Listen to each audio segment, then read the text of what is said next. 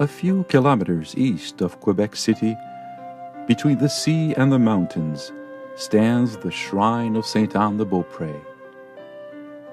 First began in the Eastern world and then spread to the West, the devotion to Sainte Anne, grandmother of Jesus, was adopted by the French Catholics in the 17th century. Naturally, it was engraved in the hearts of our ancestors, the founders of New France. In 1658, during the construction of the first chapel, the healing of Louis Guimont was to be the first of many favors received.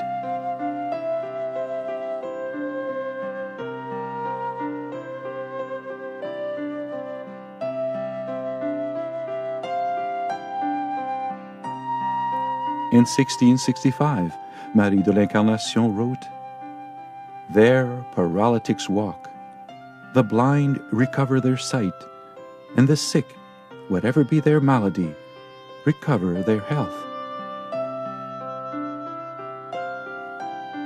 Ever since this time, pilgrims from all the world continue to come by foot, by car,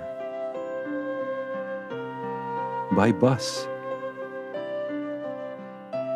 by boat, and some time ago, even by train. When pilgrims come to the shrine, they certainly admire the beauty of the place, but more importantly, come to experience a time of peace and calm, to rediscover the source and to be replenished by it. Isn't this what makes us pilgrims? Searching for God?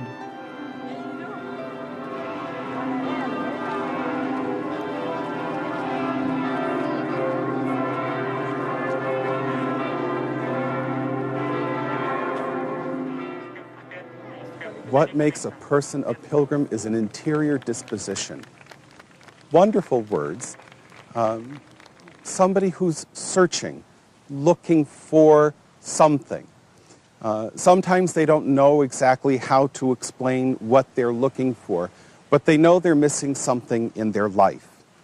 Their pilgrimage may be to a place such as the Basilica here at Sainte Anne de Beaupre or l'Oratoire Saint-Joseph in Montreal, or it may be a simple pilgrimage going to a local parish church. But they're searching for that experience of God in their lives. As we come here on pilgrimage, many of us come from great distances. The time spent in the traveling is spent in prayer. Our whole experience coming up here and returning home is one that's supported by that prayer to remind us that we're coming here for that very specific reason, to open ourselves to the experience of the divine. There's a certain air about the place. When you come into the Basilica, and even on the grounds here in the front, you can sense that already there's something special about the place. And it's something that just continues to develop in your mind as you walk around, as you hear people, as you watch people, attend the different religious services here. So there's that umbrella kind of feeling of faith, of holiness that surrounds the place and that kind of holds everybody as though they were being held by Grandmother St. Anne's hands. It's an experience that comes from the whole place. And I don't mean just the buildings or the grounds. I mean the people. There's a simpleness and a profoundness to the faith of the people who come here that is something that one doesn't experience very often or in very many places. So it's that really touches the heart and soul of the individual that keeps them coming. It's what keeps me coming. Well, the first impression that I get is that it's so big. And you come in and it's like, whoa. But then when you come in, it's just like you have an atmosphere of being at home, really. I mean, I come from Newfoundland, I come from far away, and it's just like being at home. First you think it's so big, how would you be able to feel at home with so many people walking around? But as soon as you enter the Basilica, you really have that atmosphere of home. The atmosphere here in different areas, it's peaceful. Families come through, so you'll have a lot of children. You hear the sounds and voices of children and people talking and seeing what's all around them. So it's an all-encompassing place that caters to very, very many people. There's a magic in there. I mean, I walked in there the first day this year, and it struck me. I mean, I got kind of emotional, I'll tell you. And from there, you can go anywhere. The people are awesome here. The spirituality is great. I mean, it's unmatched. It's just above anything I've ever seen. So I can remember homilies I heard 4 years ago, 5 years ago. I can see the priest. I can see him saying it, how he said it, the stresses on the words, and what he said too.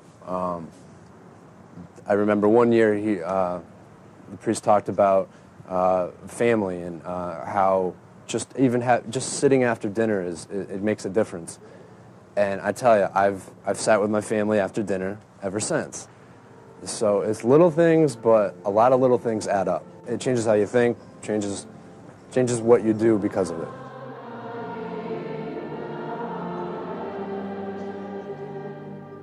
You can sit here in the silence and just be with God. After being here a couple of days, I can't tell you what day of the week it is. I don't remember what bills I still have to pay this month. There's a connection that you feel compelled to return to every year, every chance you get, not just at novena time. It's a place that's known all over St. Anne de Beaupre. So no matter what language you speak, people, they come to pray and to hope. And it's like a retreat, you know.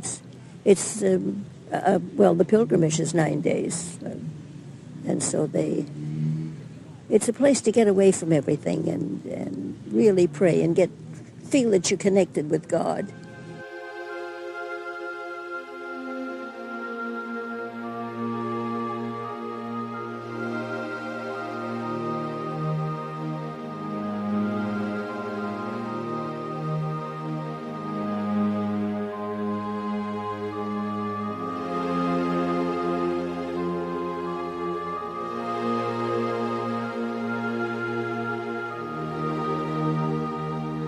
I say it's an overwhelming feeling I have inside, and I always look up at St. Anne up there, and it makes me have a tear come to my eye. It's very special to me. I can't explain it. It's something up there that I can't explain. It's just a feeling, and the only thing I can say is it's God touching my heart.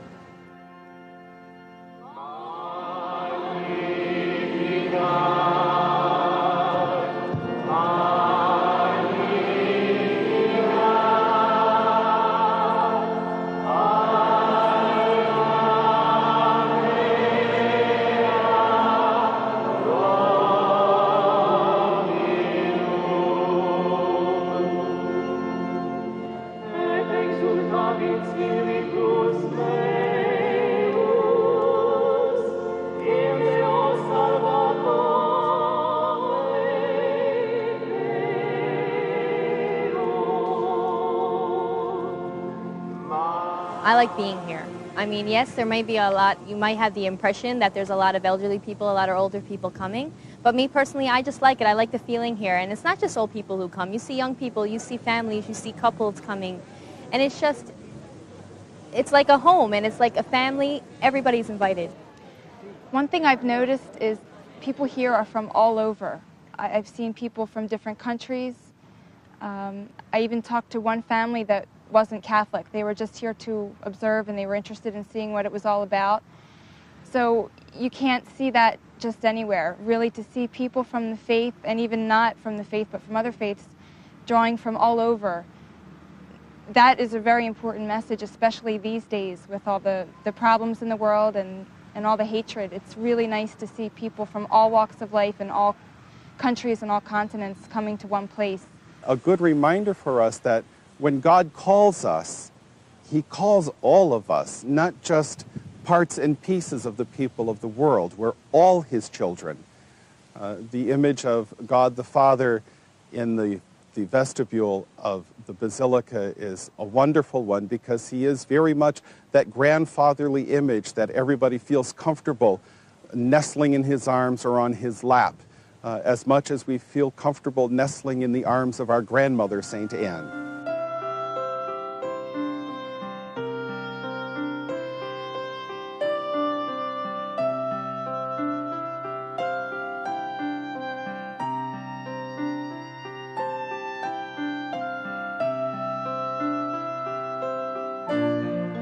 I think that when people are in prayer, it's the differences in age and culture, you don't notice those as much. It's really one family feeling. This is a microcosm of the family on this planet, and we forget.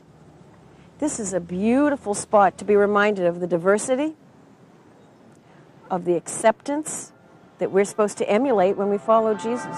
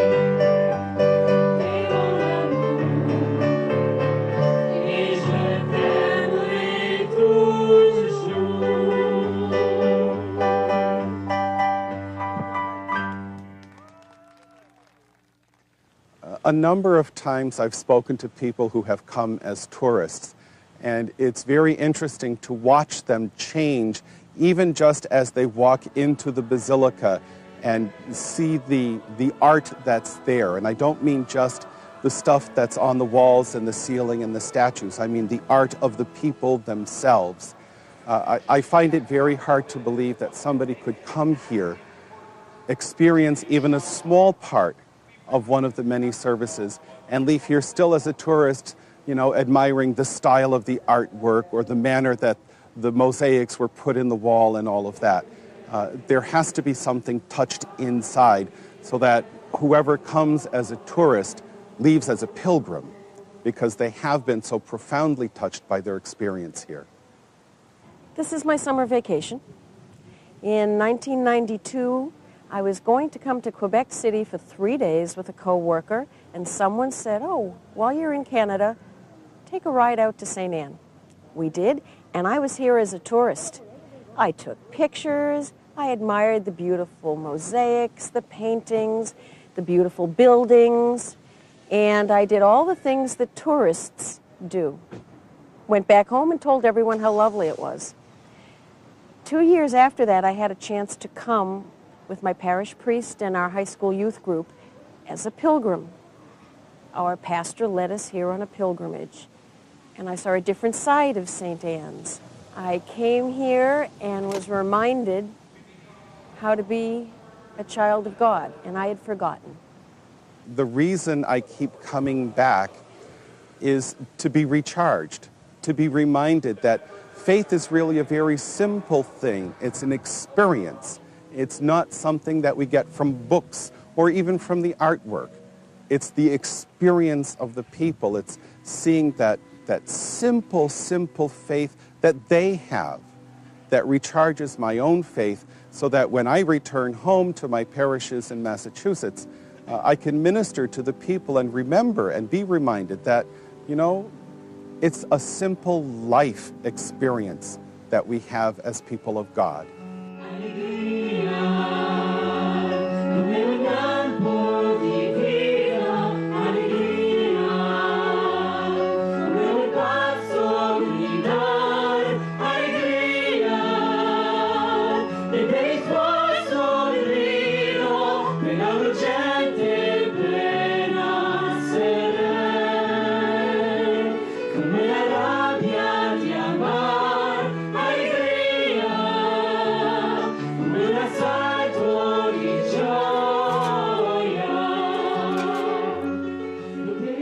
I've been coming with the Ahern Memorial Pilgrimage since 1990, and the first few years that I came up with them, I asked some of the people in wheelchairs why they were coming.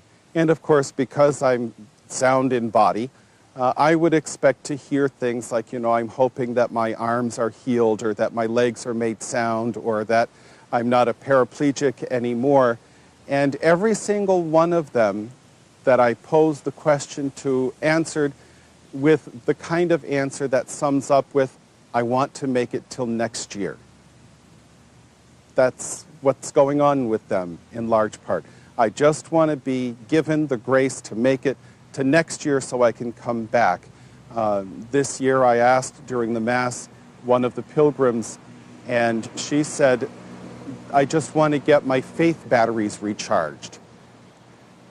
So that's really what's going on in them on the inside.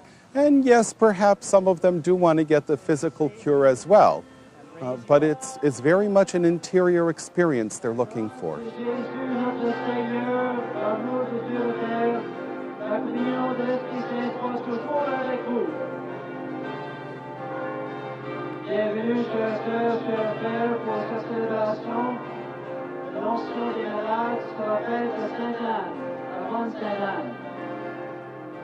Welcome, brothers and sisters, to this celebration of the anointing of the sick. Initially, you're looking for a physical cure, but as time goes along, you realize that cures aren't for everybody. They don't hand them out like ice cream cones. The Lord doesn't, and so you somehow become in the. I think it's had a very effect on my life in many ways. It brought me out of myself. I was a little introverted with my disability, which I had since I was 4. And I think I began to grow, probably spiritually and then as a human being. And I had a little more confidence about life. I was able eventually to get to college and to get work as a guidance counselor in the high school, which I had for about 20 years.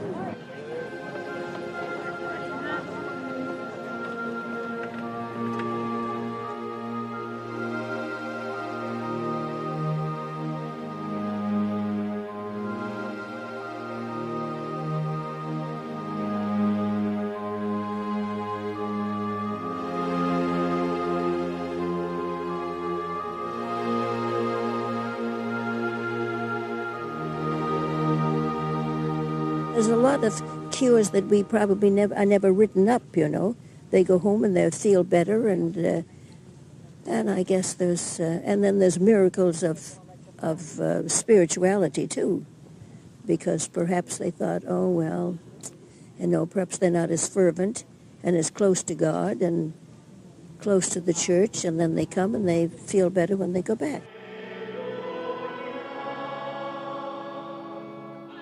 Many people will pray for a physical cure, but more times than not, they are praying for each other. They are praying for the people who help them. They are praying for their families. They have many things that they pray for, not just a physical cure. Maybe to come back to the faith, to have somebody else come back to the faith. So not just a physical cure is the mainstay of what they're coming here for.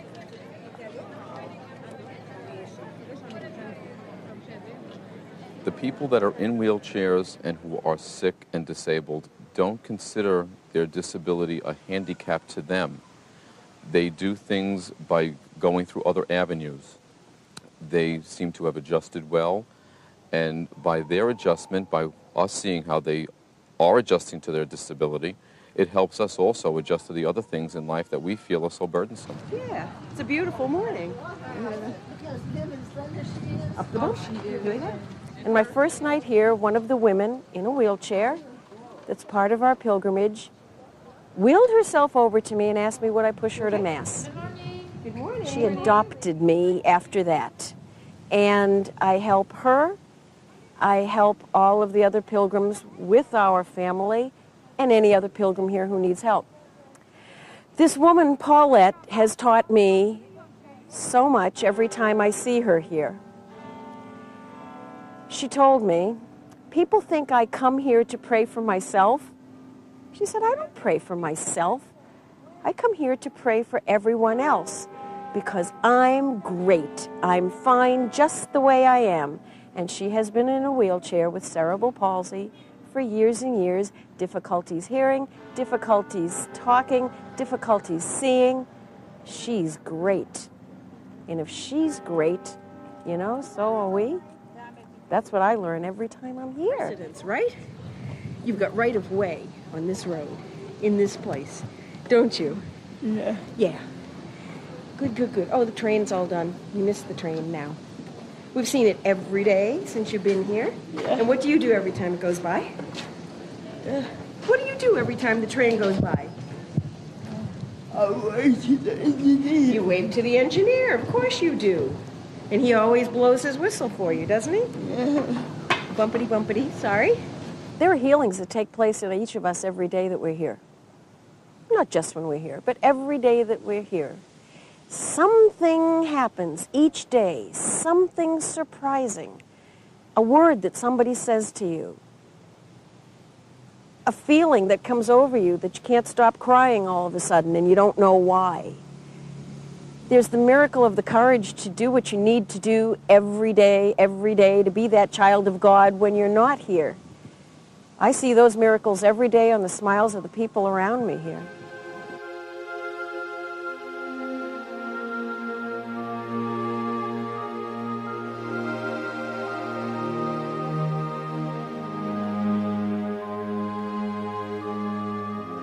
One of my favorite stories comes from 2 years ago when I spent a lot of time here at the shrine. I was on a sabbatical. And of course, I had the opportunity to hear many confessions. And for me, those were the real miracles, the big miracles that took place. People came to confession for the first time in 10 years, 15 years, 20 years, one person 50 years. And they were touched by something they experienced here that reminded them that they needed to make things good with God. They needed to unload a lot of baggage from their past and really be relieved of burdens that, in the end, they had imposed on themselves. So for me, those are the most profound miracles.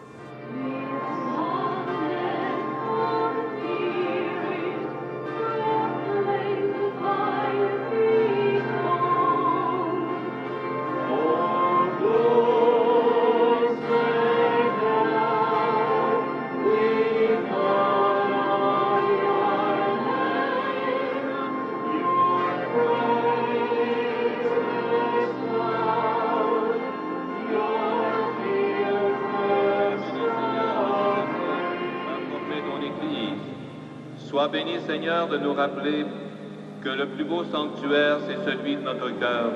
Sois béni pour tant d'amour et de confiance. Sois béni de marcher avec nous. Nous te chantons Alléluia.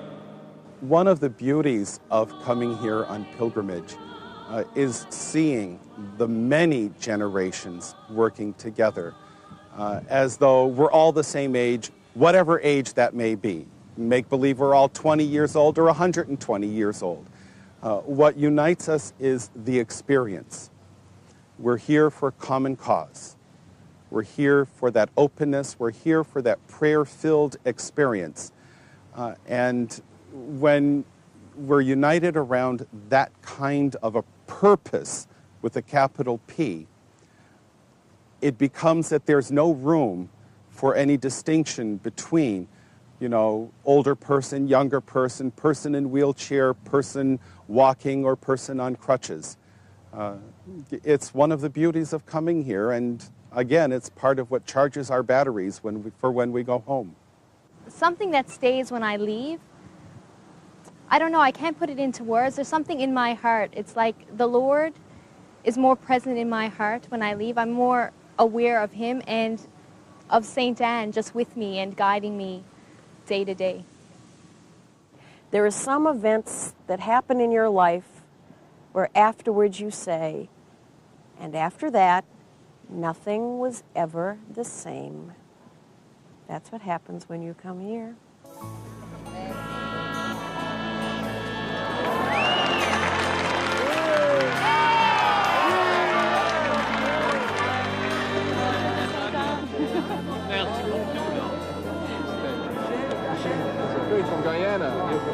Hey, the real pilgrims, the real people, they do all of the Vina. Thanks for being here. Ah, bah oui, c'est sûr. Oui, c'est oui, à faire.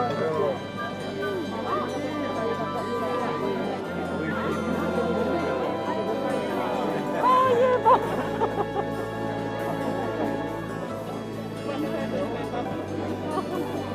Oh, it's very like.